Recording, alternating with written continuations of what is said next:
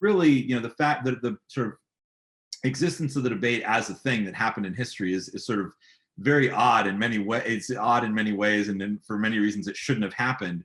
But because it happened, it was sort of, it was perfect, right? In a sense that you could have these two figures who are each, these sort of embodiments of movements squaring off on this international stage, for an international television event at the high tide of the civil rights movement.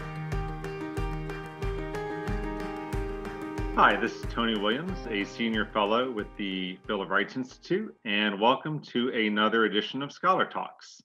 For this episode, we are very honored to have distinguished scholar Nicholas Buccola, who is going to discuss his new book, The Fire is Upon Us, James Baldwin, William F. Buckley, and the Debate Over Race in America. By way of introduction, Professor Nicholas Buccola is a professor of political science at Linfield University and is currently contributing to BRI's curriculum Liberty and Justice for All. He's the author or editor of several books, including The Political Thought of Frederick Douglass, who's right here, Abraham Lincoln and Liberal Democracy, and The Essential Douglass. His essays have been featured in a wide variety of publications, including the New York Times, Salon, Claremont Review of Books, and Dissent. His most recent book is The Fire is Upon Us, which has been named a New York Times Editor's Choice and is the subject of today's discussion. Nick, thank you for joining us. Thanks, Tony. I'm happy to be here. Great. Well, let's jump right in to the conversation about your terrific book. Can you provide our viewers with a brief survey of some of the general historical background that shapes this debate over race between Buckley and Baldwin? Yeah, absolutely. So Baldwin and Buckley met at the Cambridge Union in Cambridge, England on February 18th, 1965. And to give viewers a sense of the context, that was sort of the high tide in many ways of the civil rights, that phase in the civil rights revolution. So in the midst of the Buckley, the night of the Buckley-Baldwin debate, we're in the midst of the Selma campaign for voting rights. And so that same night of the debate, there was a protest in Marion, Alabama, just outside of Selma, that viewers who've watched Ava DuVernay's film Selma will maybe remember the scene of this protest group is marching from their church to a jail where one of their leaders is held, and they're confronted by Alabama law enforcement officers, and Jimmy Lee Jackson, this 26-year-old church deacon, is murdered that night by Alabama law enforcement. So that kind of juxtaposition kind of gives, I think, readers and viewers a sense of what was happening in this moment. It was a moment in which the civil rights revolution was really had a series of victories behind it. The sort of Civil Rights Act of 1964, of course, was signed into law just a few months prior to the debate. Lyndon Johnson had just had this landslide victory over Barry Goldwater in the '64 election, and the civil rights issue was a central issue in that election. And so there's kind of it was a moment of sort of in some sense triumph for the civil rights revolution. Obviously, there was a sense among all the leaders and activists there was a lot more work to be done, but it was in that context in February '65 when Baldwin and Buckley met that they sort of clashed over these questions about not only civil rights as a specific sort of set of issues, but really over this motion that had to do with race and the American dream. So that was kind of the sort of general atmosphere in which they clashed. Very good. Yeah, helpful. So in case our viewers don't know, let's look at each figure. So who was James Baldwin, and he's a writer, and so what's significant about his books and essays and other projects, specifically, really, he writes a lot about race. Mm-hmm. Yeah, so Baldwin was born in Harlem in August 1924, and he was, at the time he clashed with Buckley, I think it's fair to say that Baldwin was one of the most famous writers in the world. And he was somebody who wrote in every genre. He was, I think, primarily known as a novelist, a playwright, and an essayist. And by the time he squares off with Buckley, he had a number of books that sort of, he had this sort of, clear ascent into the literary stardom in the years leading up to the debate, starting out with an autobiographical novel called Go Tell on the Mountain, which describes a family much like his own in Harlem. And he wrote a number of other novels in the years prior to the debate. Giovanni's Room, 1956, In Another Country, which came out in 1962. They were novels, all his novels, definitely dealt with race questions in some way or another, but in some ways it was very subtle. So, I mean, most controversially in Giovanni's Room, he wrote about a love affair between two men, a white American named David and an Italian bartender, Giovanni, in Paris. And that novel, although it doesn't deal with racial issues, the themes in that novel are very much sort of part of what I think of as Baldwin's central problem. And Baldwin's central problem in his fiction and his nonfiction is he's really obsessed with questions of identity. He really wants to try to get at this question of who do we think we are? Who do we take ourselves to be as individuals and as members of groups? And Baldwin is really obsessed with that question because he thinks that kind of what he calls grave question of self is really at the core of everything. It's at the core of all of our problems, and it's also at the core of potential solutions to our problems. And so for Baldwin, he wants to understand, he wants to get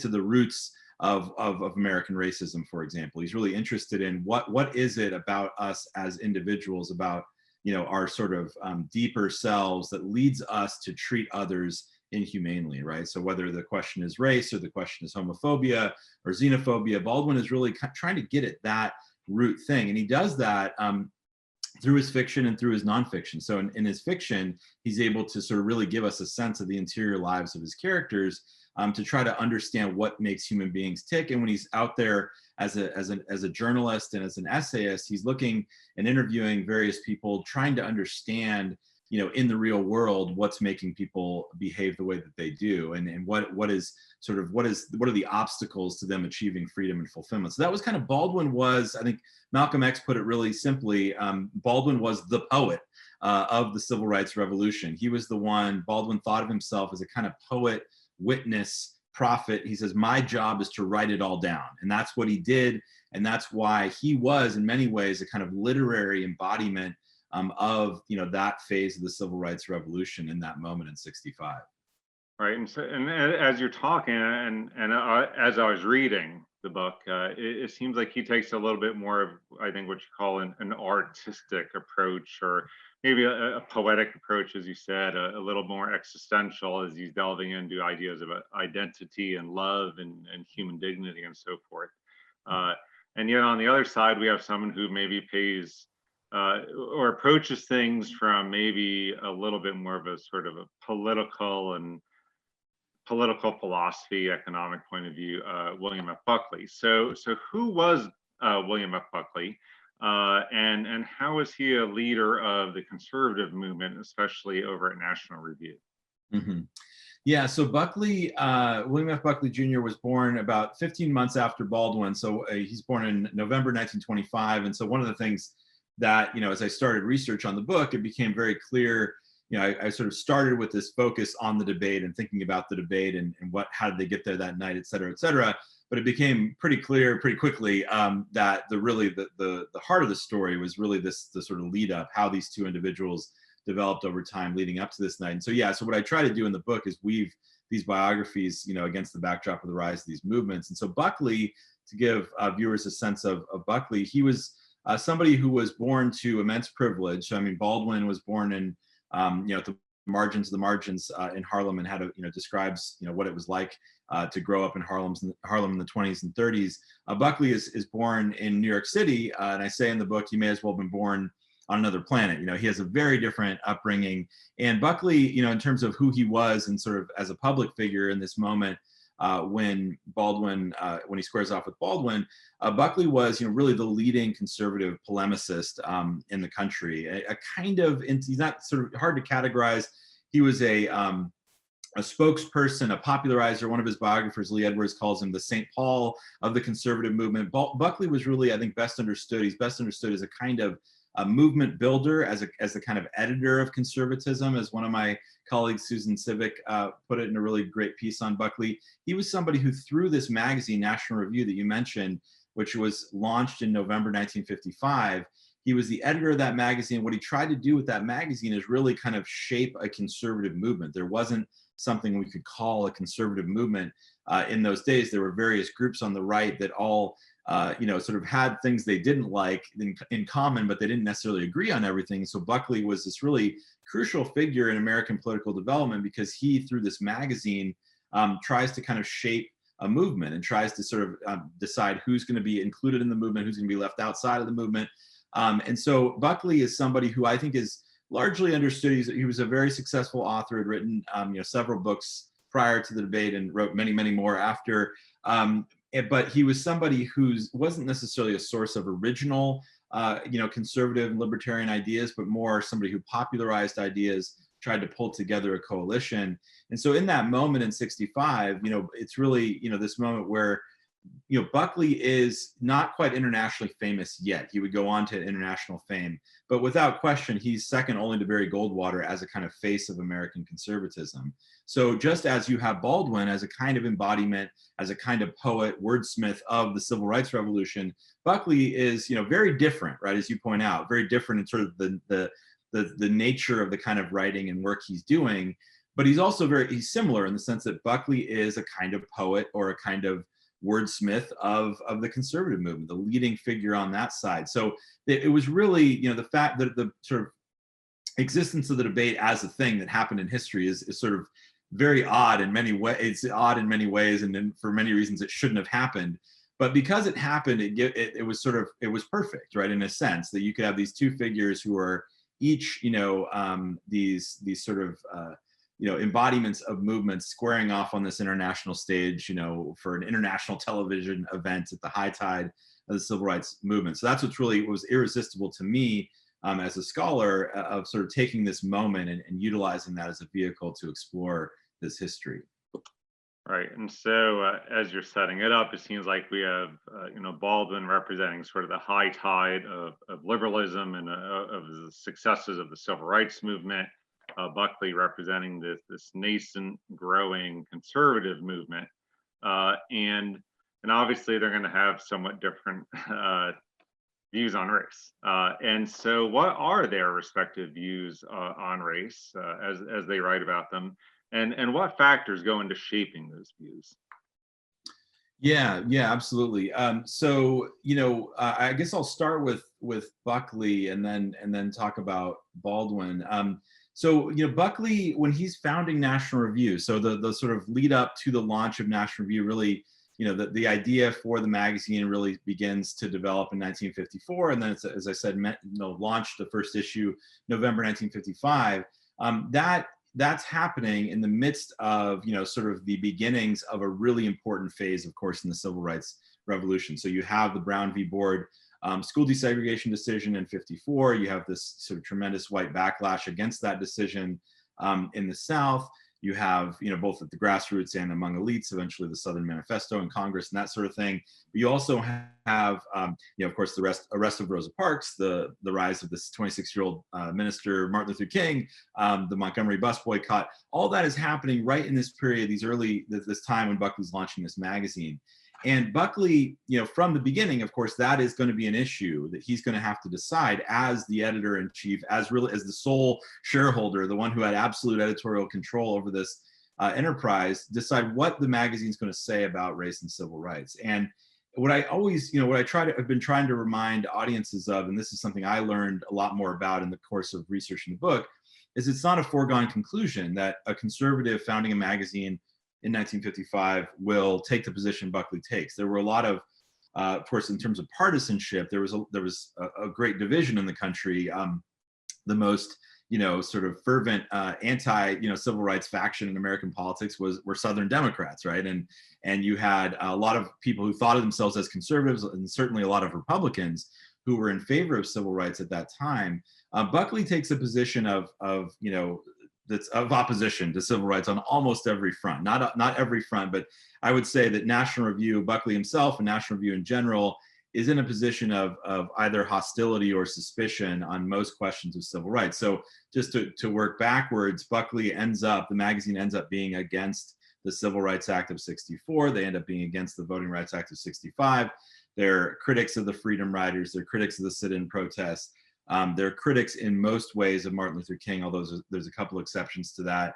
And they make it very clear, to go back to where I started, they're against Brown v. Board, not only against Brown v. Board as a sort of illegitimate exercise of judicial power, but against Brown v. Board because they believe any federal intervention to interfere with Jim Crow segregation is unacceptable. And so the one exception that sort of comes through in National Review is they think economic boycotts are a legitimate form of social protest, and various other forms of social protest they will sometimes defend in the magazine. But Buckley makes his own views very clear. 1957 is his most infamous piece is called "Why the South Must Prevail," and he makes an argument for what I think from a contemporary perspective, a sort of explicitly white supremacist argument, in the sense that he says, white people are entitled to do whatever they need to do politically and culturally to maintain superiority because they are for the time being the advanced race. That's a quote from that essay. And I should point out that for Buckley, that view was one that was not rooted in hostility or animus. He did not believe that was a racist position because he was arguing for a kind of paternalism, a kind of superiority that then imbued on white people certain responsibilities. So that was his view in the early days. And then through to the time he debates Baldwin, there's some nuance in there, there's some change, but overall Buckley maintains a kind of position of opposition. And so that's probably more than enough about Buckley. And then on Baldwin's side, Baldwin he leaves the U.S. in 1948, and he spends the next 9 years or so mostly in Paris and traveling around. And he basically describes what he says is the sort of he escapes the United States in order to survive. Is the way he puts it. And I think Baldwin watched his stepfather was somebody who he saw consumed by the despair that was brought about in large part by American racism. And Baldwin sort of feels a need to escape the United States not only because he believes American racism might kill him, but he realizes the rage that he's feeling as a result of American racism might lead him to kill someone else. And so he leaves in part because he thinks he can't really reflect on what's happening in the country on this racial nightmare unless he has that space, that kind of critical distance. And as I said before, Baldwin's kind of diagnosis of American racism is nuanced. For Baldwin, I think one of the big things that becomes very clear is that Baldwin thinks that American racism has a lot more to do with fear than it does with evil, right? The consequences are, of course, evil, but he thinks at the root of what's happening in American racial politics and racism in general is fear. He thinks that human beings are fundamentally scared. He thinks that human beings, in order to try to make themselves feel safe, rely on this kind of, the sort of construction of identity that allows them to feel superior to other people. And so Baldwin says, if you really want to understand racism, you have to get at that. What is it that people are so afraid of? And that's really the central diagnosis. And he has this remarkable, almost superhuman empathy in his writings where, when he returns to the United States, I'll stop with this. I know I'm talking too much, but in 1957, when he returns to the United States, he returns in part because he feels this obligation to bear witness to this revolution that's happening, and he feels a kind of sense of duty to return. That he says, there was something unsavory, he said, about sitting around in the cafes in Paris talking about what's happening in Little Rock. He felt this obligation to go back. And so when he goes back, one of the things that I think is most powerful for folks who haven't read, the writings based on his first journey to the American South, is this incredible empathy. Baldwin will sit down not only with these young folks who are the first African-American students in previously all-white high schools, for example, and of course have remarkable empathy for them, but he sits down with the white principal of one of these schools, and he finds himself actually really wanting, rather than just condemning this man for his racist views, Baldwin really wants to try to understand him, try to understand what the world looks like through his eyes. And that's really what Baldwin was doing in his fiction and nonfiction, is trying to get us, if but for a minute, to imagine what the world looks like through the eyes of others.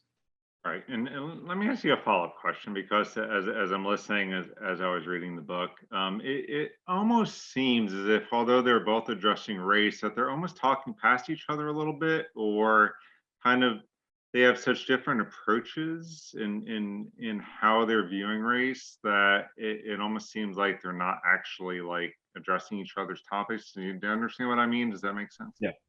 for me as a writer, the moment that was the most powerful, the moment when I thought this is something, this story is important and powerful, was really the moment that goes back to what I just described. It was the moment when, Buckley is he writes that Why the South Must Prevail editorial. Interestingly, there's a little bit of dissension at National Review about the piece. He gets criticized by one of his associate editors, L. Brent Bozell, who's also his former Yale debate partner and brother-in-law. So a conservative guy at the magazine objected to Buckley's editorial mostly for constitutional reasons. So they're kind of having this really interesting kind of back and forth at this very high, sort of high level of kind of constitutional politics, kind of political philosophy. And they're having this squabble back and forth. And right at that same moment, like literally within 2 weeks, Baldwin is making his journey back to the US and sitting in this living room of, looking into the eyes of this 15-year-old kid who's his first Black student of this previously all-white high school, trying to get us to just sort of look at the world through the eyes of this young person and imagine what it's like to be him as he's approaching his school on his second day there, and seeing a barricade of his white classmates, arm in arm to keep trying to keep him out of school.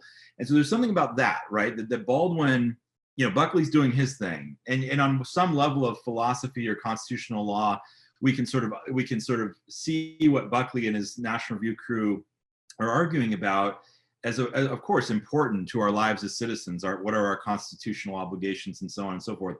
But then we see Baldwin, who wants us to look at it in a very different way. And I think there's something about that juxtaposition that's not only important for understanding this story, but for understanding so much of our politics. And it doesn't mean we're not going to have a kind of, one of the things that happens, this happens, of course, in our teaching and we're interacting with students and doing political philosophy or constitutional law, is that, I think engaging with a story like this, we might find ourselves often in a kind of position where we're left with more questions than answers, right? And Baldwin is certainly that kind of figure. Cornel West, calls Baldwin the Black American Socrates. I think Cornel's onto something there, because Baldwin is somebody who's always there to raise questions. One of the lines I love from Baldwin, and going back to your point about Baldwin as artist, Baldwin says that the artist's role is to, cut to the heart of every answer to reveal the question that it hides, right? So it's sort of, I'm paraphrasing, Baldwin there, and I think there's something, and Baldwin's always there to do that. And so there's moments, I think, especially as we, in our own political context, think about how we ought to act as citizens, as human beings. We're often, pulled in different directions.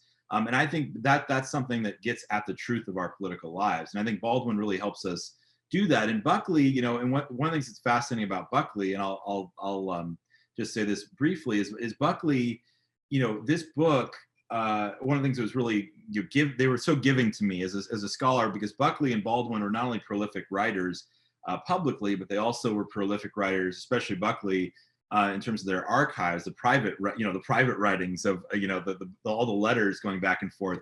And one of the things that gave me as a scholar was a kind of peek into their minds, every day, as they're not only living through but helping shape this history.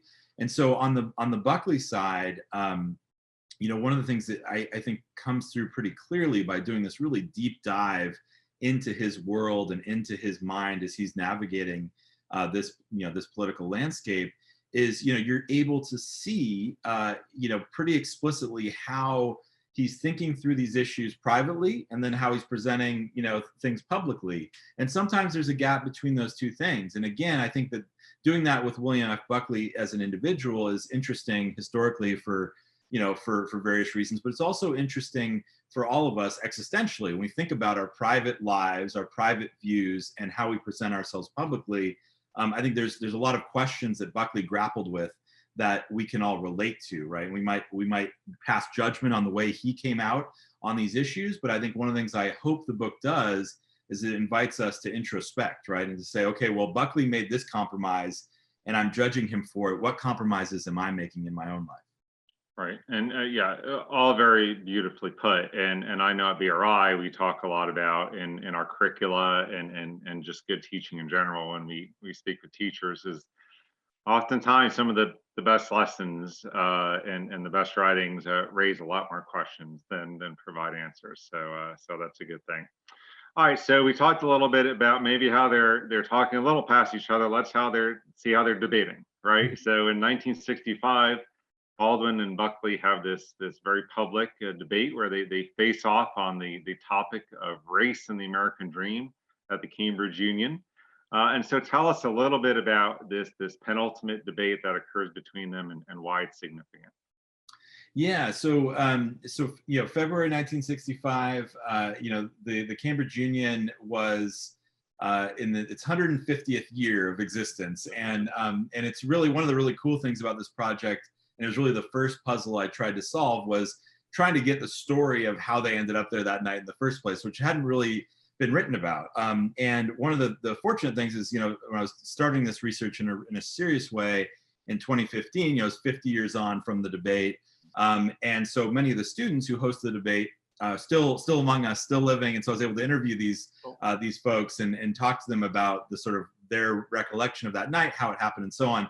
And so yeah, you have basically a group of undergraduates who are presented with this opportunity to host James Baldwin because he was touring the UK to promote the paperback release of his third novel. And so the debate really comes together in a matter of just a few weeks in early 65. And so the backstory, I get into probably more detail than anybody wants to know about the backstory of how the debate actually happened. But the motion that he's asked to debate is the American dream is at the expense of the American Negro. That was the motion before the House that night. And the sort of process, excuse me, by which the debate came to happen, the William F. Buckley Jr. was not somebody who was really well known, as I said before, to these students at Cambridge, but there happened to be one student, a guy named Michael Tugendhat, who had met Buckley in 1963 when he was traveling in the United States. And he was a member of the Union, and he said, as they're looking around for somebody to debate Baldwin, he said, there's this guy, William F. Buckley Jr., who I think would be, the right kind of, he'd be perfect. They originally tried to get a US senator to come debate Baldwin, and they couldn't get anyone to agree to come.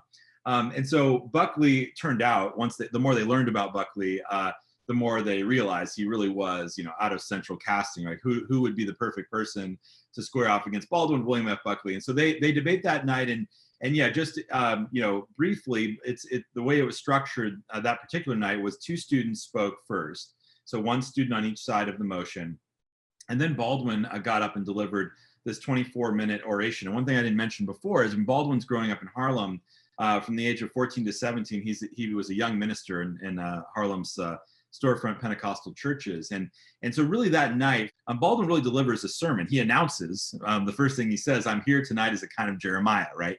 He's there to deliver a particular kind of sermon about white supremacy. And the central idea that Baldwin provides his audience is that white supremacy has, really two major categories of victims, right?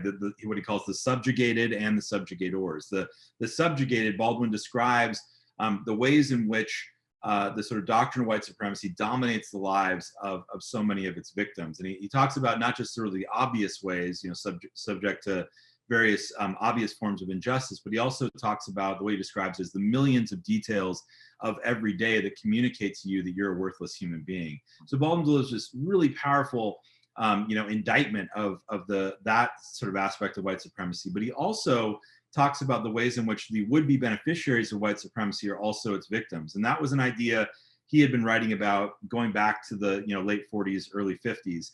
And he basically says that, for somebody who thinks they are, that sort of is hanging on to this idea that their whiteness is central to their value as a human being, Baldwin says that is someone whose moral life has been destroyed. And so he gives the most powerful example he could give in that moment, which is Sheriff Jim Clark, who's in that moment is being seen on televisions and in newspapers, terrorizing Black folks fighting for their rights in Alabama. Baldwin says it's easy to dismiss Clark as a monster, but he's not. He's a human being just like you and me. And think about the interior life of Jim Clark. His entire sense of self, his entire sense of value is attached to this delusion of white supremacy. Baldwin says nothing could be more pathetic than that. So Baldwin delivers this powerful oration, gets a standing ovation, which is a very rare thing at the Cambridge Union. And Buckley, he says later, I knew it wasn't going to be my night. and he gets up and he has to decide, am I going to try to, sort of knew he was going to lose, but am I going to try to placate the audience a little bit and maybe win a few more votes? And those who know Buckley, the sort of the Buckley style, won't be surprised to learn that instead of that, he goes for the jugular and attacks Baldwin as a dangerous radical who's hell-bent on overthrowing Western civilization, the American Constitution, and everything else, burning the libraries and so on. And that's kind of a central part of Buckley's approach, is to attack Baldwin and how dangerous he is. And then the other part of Buckley's approach is to say, something that will be very familiar to viewers because it's still central to our politics. Buckley says the racial situation in America is the product of what he calls an unfortunate conjunction. And the unfortunate conjunction has on the one side individual racists, and he uses that phrase, individual racists, who are out there and they need to be convinced to not be so racist. So that use of the phrase individual racist is meant to say there are some bad apples out there, but there's nothing wrong fundamentally with our structures, with our system. Racism isn't baked in. It has to do with sort of some bad behavior that we have to rectify. He says that's one side of the conjunction. The other side is what he calls failures of the Negro community. So he uses individuals over here, the community over here, and essentially makes a kind of bootstrap sort of argument that there are sort of cultural problems in the Black community that are preventing progress. And so Buckley, that kind of argument is of course very familiar. It's still central to our politics today. And that's kind of, I would say, the most important substantive argument that Buckley offers that night at Cambridge. The spoiler alert, Baldwin wins, and it's 544 to 164 is the final tally at the Union that night. But yeah, that's the kind of the short story of that debate that night. And definitely folks should check out the BBC recording. And in the Fires Upon Us, we have the full transcript because the BBC had to edit it down to an hour. So we have the full transcript and also the audio. We were able to find an original audio of the Buckley and Baldwin speeches that is available as well. Right, and final question. So in a nutshell, what lessons, if you will, might we consider or even learn from in our own national conversation from this debate and this debate that night, but also that sort of ongoing conversation about race between Buckley and Baldwin? Yeah, wow, that's a big question, Tony. It's a good one. Yeah, I mean, there's so much, and I think one thing that I have sort of tried to emphasize with this book and this story. I mean, the story itself is, I think, extraordinarily powerful and it's important for us to understand in terms of American history and the sort of the American experiment. But I also am cognizant of the fact that this is the story of just two individuals, and I try not to overstate causal claims in the book and that sort of thing. And the reason I start my response to your question with that is one of the things that I found to be really enlightening about doing this project in this way, of really taking these two people and sort of really trying to get inside of their minds and give the reader a sense of how they were viewing the world, is I think that process of really thinking through this really important historical period from the perspective of these two individuals, it has these sort of lessons for us in how we view the world as citizens and how we view the world, how we view our responsibilities as human beings. And so really diving deep and thinking in slow motion, right? I love that definition of philosophy, is sort of thinking in slow motion. Thinking in slow motion with Baldwin and Buckley, it is important in its own right, but it's also important in terms of what it can teach us about how we view the world. And so I would say, I mean, in terms of, sort of bring that down more specifically to what matters about this story, I think that one of the things that is really powerful, and although I do pass judgment on his conclusions in the end, I really want to give readers a sense of why Buckley came to view the world the way he did. Really, going back, to his childhood and really trying to understand the worldview that he was taught and ways in which each of us can kind of connect and relate to Buckley, even if we find ourselves passing judgment on him in the end. So I think that's a really important part of the story. And then from Baldwin's point of view, the same is true, right? And trying to understand, really trying to get a sense of how Baldwin understood the world and how we can relate to that. I think Baldwin is a really powerful, Baldwin provides us with this lens, right, which is extraordinarily powerful in terms of how he views the world in general, but how he views, in this case, Buckley in particular. What Baldwin is always calling on us to do, and this is that kind of prophetic witness kind of role that he played, is that he's never satisfied and he never lets anyone off the hook. So Baldwin, in these moments when you think Baldwin should be celebrating, right, in a legislative triumph or a judicial triumph or an electoral triumph, Baldwin is not celebrating. He's always there to say yes, but. And that yes, but I think is absolutely, it's extraordinarily difficult, morally demanding on us, but it's vital. And Baldwin's yes, but is always to sort of call on us as individuals to try to view the world through the eyes of those at the margins of the margins and say, yes, this is important. This election just happened and it matters. This legislative, triumph happened and it matters. But what I want to constantly be calling on you to do, Baldwin would say, is to try to imagine the world through the eyes of that teenager at the margins of the margins and ask yourself, how has the world changed for that person? And what can I do to try to bring us closer to a world in which that person is being treated justly? And so that, again, it's extraordinarily demanding, but it's something that Baldwin wanted us to ask ourselves each and every day. And I think that's it's something that all of us, hopefully will think about and take to heart and act, in the ways that we think that sort of question requires us to act. Right. Nick, thank you for joining us. The book is The Fire is Upon Us, James Baldwin, William F. Buckley, and the Debate Over Race in America. Really a superb book. Thank you for joining us. If you like this video, viewers, please be sure to subscribe to our channel and comment your thoughts below. We put out new videos every Tuesday and Thursday exploring U.S. history and civics through primary source close reads, scholar talks, and homework help videos for students. Come join our conversation, often lively, on Facebook, Twitter, and Instagram for updates on programs, events, and how you can get involved. Thank you for joining us. And again, Nick, thank you for joining us. Thank you, Tony, and thank you for BRI. Thank you for the work you do.